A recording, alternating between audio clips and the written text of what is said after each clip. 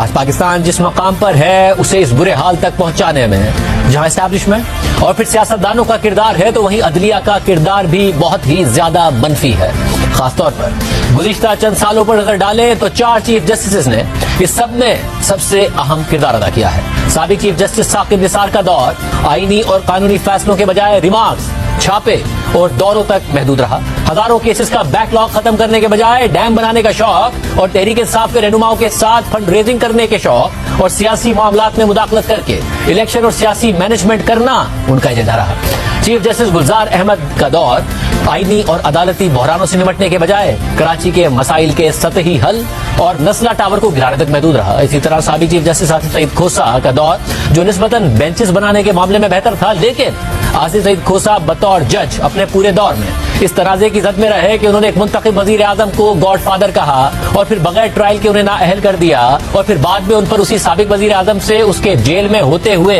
उससे अपनी मुद्दत मुलाजमत में तोसी के लिए मदद मांगने का इल्जाम भी लगा। और अब चीफ जस्टिस उमरता बंदियाल की मुद्दत मुलाजमत खत्म होने जा रही है और वो अपना ओहदा छोड़कर सुप्रीम कोर्ट से रुखसत हो रहे हैं, लेकिन वो जो मीरास छोड़कर जा रहे हैं उसे सुप्रीम कोर्ट के मुतनाज़े तरीन किरदार से मुताल्लिक तारीख में हमेशा याद रखा जाएगा। चीफ जस्टिस उमरता बंदियाल जिस हालत में सुप्रीम कोर्ट को छोड़कर जा रहे हैं वो जमहूरी हुकूमतों के दौरान तारीख की सबसे कमजोर और मुतनाज़े सुप्रीम कोर्ट है। एक ऐसी सुप्रीम कोर्ट है जिसके चीफ जस्टिस की सास की जब ऑडियो लीक हुई तो वो चीफ जस्टिस खुद ऑडियो लीक कमीशन के खिलाफ केस की समाअत करते रहे। मफादात के टकराव के बावजूद चीफ जस्टिस ने कमीशन की कार्रवाई को मुअत्तिल किया और खुद अपने ऊपर एतराज का तहरीरी फैसला भी खुद ही जारी किया। एक ऐसी सुप्रीम कोर्ट है जिसके चीफ जस्टिस ने खुद एक बेंच बनाकर सूमोटो के इख्तियारात अपने आप तक महदूद कर दिए और जब उन इख्तियारात को महदूद करने के लिए कानून बना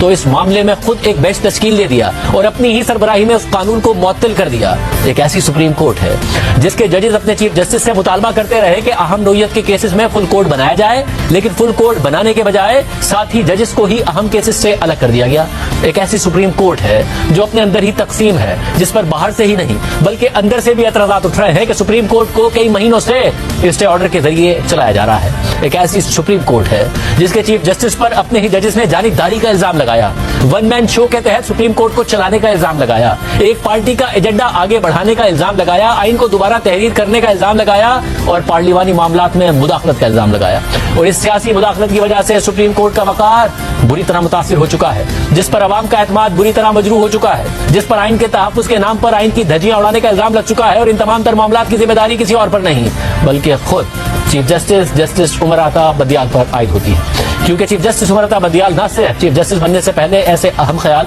और मुतनाज़े बेंच का हिस्सा थे जिन्होंने सियासी और रियासती मामला से मुताल्लिक मुतनाज़े फैसले जारी किए, बल्कि चीफ जस्टिस बनने के बाद भी जस्टिस उमरता बंदियाल ने हम ख्याल बेंचेस तश्कील देने की रिवायत को जारहाना अंदाज में आगे बढ़ाया और चीफ जस्टिस होते हुए भी वो खुद उन हम ख्याल बेंचेस का हिस्सा रहे और सियासी और हुकूमती मामला से मुताल्लिक मुतनाज़े फैसले जारी करते रहे। जारहाना अंदाज में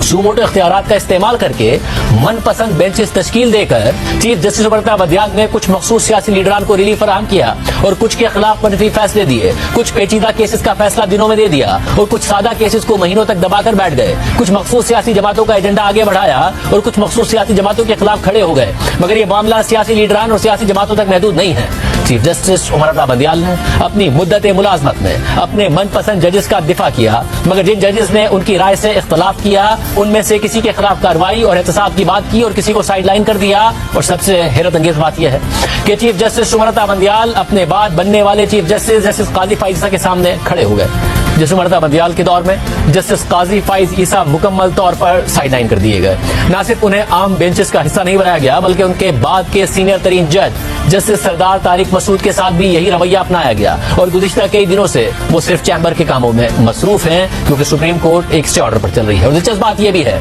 कि चीफ जस्टिस उमरता बंदियाल के सबसे पहले तनाजे में भी जस्टिस काजी फाइज ईसा शामिल थे और उनके दौर के आखिरी तनाजे में भी जस्टिस काजी फाइज ईसा शामिल थे।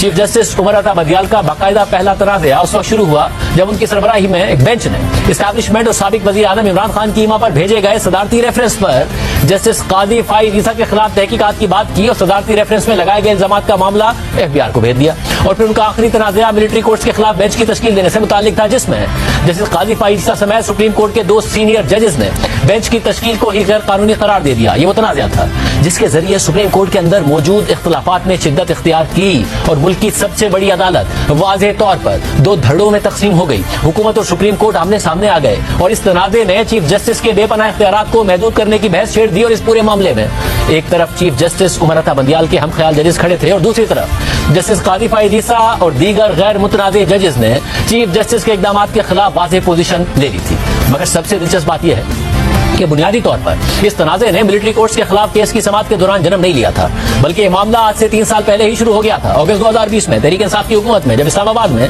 कुछ सहाफ़ी जस्टिस कादी फाइद ईसा के पास एक शिकायत लेकर गए कि कैसे उन्हें हुकूमती इदारे हुकूमती ईमा पर हिरासा कर रहे हैं, उन पर मुकदमात बन रहे हैं, तशद्दुद किया जा रहा है, इसलिए इस मामले पर नोटिस लिया जाए। फिर 20 अगस्त 2020 को ही जस्टिस कादी फाइद ईसा की सरबराही में 2 रुकनी बेंच ने FIA, पेमरा और IG इस्लामाबाद को नोटिस जारी कर दिए और सहाफियों की दरख्वास्त को आर्टिकल 184(3) के तहत रजिस्टर करने के लिए हिदायत जारी कर दी। और ये हिदायत भी जारी की कि अगली समाअत में यानी 26 अगस्त 2021 को यही बेंच ये केस सुनेगा। मगर उस दिन एक और दिलचस्प पेशरफ भी हुई थी। 20 अगस्त 2021 को ही जस्टिस उमर अता बंदियाल ने कायम मकाम चीफ जस्टिस का हल्फ लिया था, क्योंकि उस वक्त के चीफ जस्टिस गुलजार अहमद बैरून मुल्क थे और जस्टिस उमर अता बंदियाल को हल्फ देने वाले कोई और नहीं बल्कि जस्टिस कादी फाइज ईसा थे। और ये वो वक्त था जब जनरल फैज हमीद पर अदालती कार्रवाइयों पर असरअंदाज होने का इल्जाम लगता था। तहरीक इंसाफ की हुकूमत थी, जस्टिस कादी फाइज ईसा एस्टैब्लिशमेंट के निशाने पर थे और हैरानकुन तौर पर जस्टिस उमर अता बंदियाल ने कायम मकाम चीफ जस्टिस बनते ही अगले दिन यानी 21 अगस्त 2021 को जस्टिस कादी फाइज ईसा का 20 अगस्त 2021 को लिया गया उसको नोटिस मुअत्तल कर दिया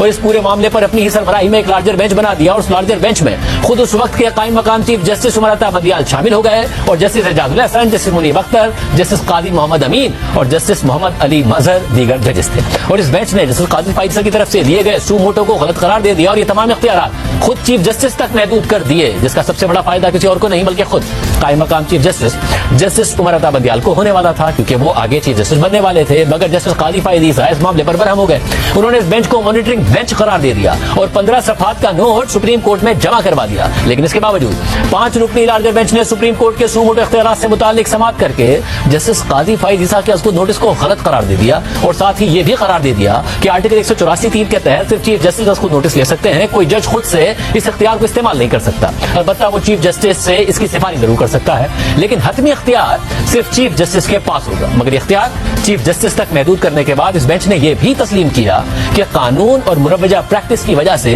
जो सू मोटो और बेंचेस की तश्कील का इख्तियार सिर्फ चीफ जस्टिस के पास है, वो अदम तवाजुन पैदा करता है और उसको हल होना चाहिए। अब अहम बात यह है कि इस साल 29 मार्च को जस्टिस कादी फाइज ईसा और जस्टिस काजी अमीनुद्दीन ने यह फैसला जारी किया था कि आर्टिकल 184(3) के तहत चलने वाले तमाम केसेस की समाअत को उस वक्त तक मुलतवी कर दिया जाए कि जब तक उठाए गए मामलात पर पहले सुप्रीम कोर्ट रूल्स नहीं बना लेती। और फिर अप्रैल में हुकूमत supreme court practice and procedure act का कानून ले आई और इस कानून में चीफ जस्टिस के सू मोटो इख्तियारात और बेंचेस की तश्कील के इख्तियारात को चीफ जस्टिस के साथ साथ 2 सीनियर तरीन जजेस के दरमियान तकसीम कर दिया गया। एक 3 रुकनी कमेटी बना दी गई कि आइंदा के लिए चीफ जस्टिस नहीं बल्कि उनके साथ सुप्रीम कोर्ट के बाकी 2 सीनियर जजेस की कमेटी यह फैसला करेगी। मगर सदर की मंजूरी से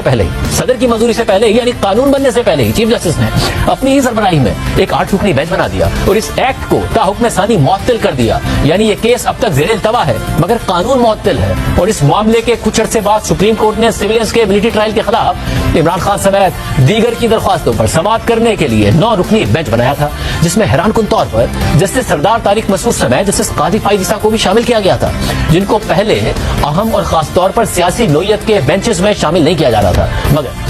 जस्टिस कादी फाइज ईसा और जस्टिस सरदार तारिक मसूद ने इस बेंच पर एतराज उठा दिया और कहा कि इस हवाले से हमसे मुशावरत नहीं की गई और सबसे पहले सू मोटो और बेंचेस की तश्कील के इख्तियारात से मुताल्लिक supreme court practice procedure act का फैसला होना चाहिए, जिसके खिलाफ एक स्टे ऑर्डर दिया गया है और स्टे ऑर्डर पर सुप्रीम कोर्ट चल रही है। जिसके बाद चीफ जस्टिस ने इस मामले